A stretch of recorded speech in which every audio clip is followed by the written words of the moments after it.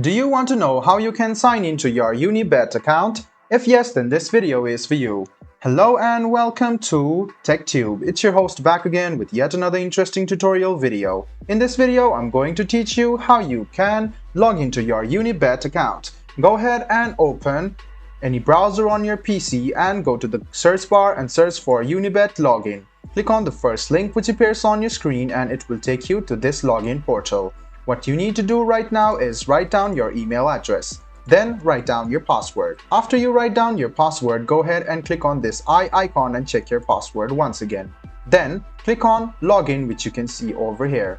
If you have forgotten your password, you can click on this link and recover your password. And if you don't have an account yet, you can click register now and then you can register an account. So to log into your UniBet account, write down your email address, your password, check your password and then click login. This way you can successfully log into your UniBet account. I hope this video about how you can log into your UniBet account was helpful for you. If you still have any kind of confusion, please do mention us on the comment section down below. Like the video, subscribe to the channel and do hit the bell button for more. Hope to see you in the next video as well. Until then, goodbye, take care and make sure you enjoy.